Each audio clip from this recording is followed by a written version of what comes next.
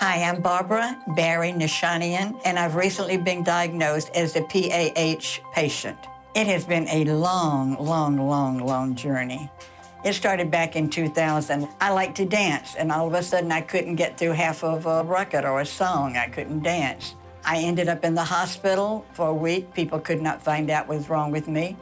I'd had rheumatic fever, never bothered me. Been on a CPAP machine, that was fine. I was tired. And you know, we feel so guilty because we're not capable of doing the things we used to do. And we go on a real guilt trip that can lead a lot of PAH patients into depression because they're not able to do what they were supposed to do. And you've heard people say, well, you're crazy. It's in your head. You've got asthma. You've got this. You're old. You're a hypochondriac. At one time, I was on 17 pills a day. And at one point, there were 3 months I had to let someone else run my accessory gallery and art gallery because I couldn't get out of bed.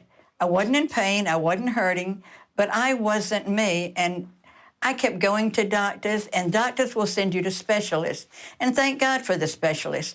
My doctor came in and said, let's have a cath. I'd already had one. We go back in. I didn't bring my pajamas because I'm going home. Nothing's wrong with me. And she wakes me up. Barbara, wake up. She said, you've got 98% blockage in one, you've got 80-something in another. And she said, we're putting you into the hospital immediately. She said, you will be dead before you hit the floor. Triple bypass is a walk in the park. It's really an easy operation.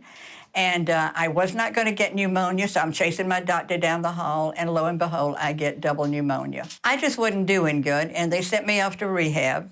I never experienced what happened to me. They didn't understand that I didn't want to do the rehab. I didn't want to lift my leg up, much less try to walk. 6 weeks later, they'd say, you got to go home. And I'm saying, I can't talk. And I couldn't talk. I could hardly breathe. And I didn't know what I was experiencing. And that was more frightening than the open heart surgery. But let me tell you, 2 days after open heart surgery, I hate to get so personal, but I said, what are those coffee grounds in my pee? And I was bleeding to death internally. And 2 days after open heart, they had to go in and give me another surgery. I said, I can't go home. There's no one to take care of me.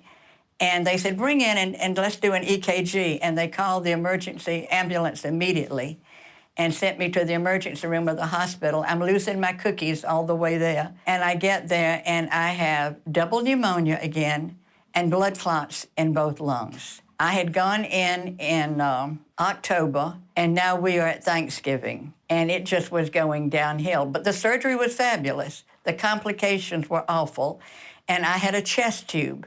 They did not have time to give me anything to numb it, and I'll have triplets for 3 people before I want to go through that again. That was the worst.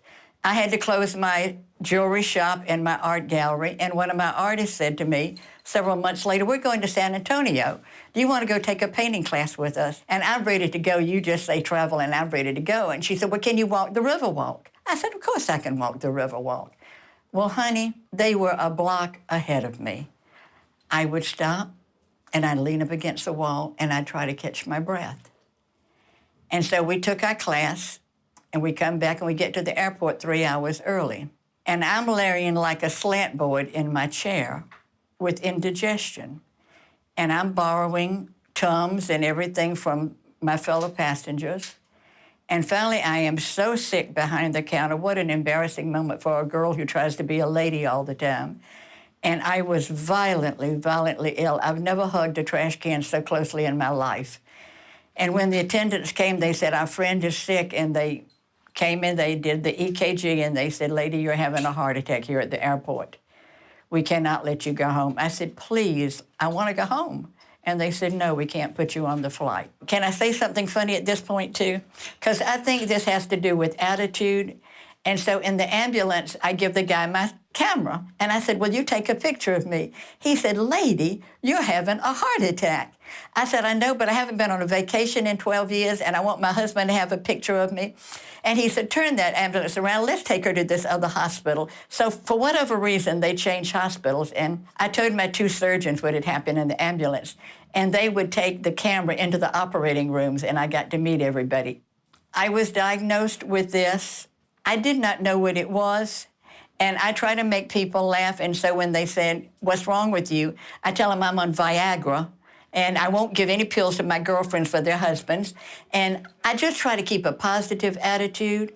And I was really ignorant because I had had asthma. I'd been to all these specialists. And people are not aware. And I want to get on a soapbox to make people aware that it's not in their head. They are not crazy. We are not lazy. That we can't breathe is abnormal. The advice I would give for someone is newly diagnosed is this is the different life. It is not the end of your life. Do the things that you like doing. I'm not painting now, but I'm going to produce a poetry book. Find something else to concentrate on. Try to help other people. You help yourself better when you try to help others. So find a support group. Believe that what you're feeling is not in your head. Don't let anyone define you by this disease. Don't let anyone define you by it's in your head. You know your body. Get someone who will listen. I'm Barbara Barry-Nishanian, and I am aware that I am rare.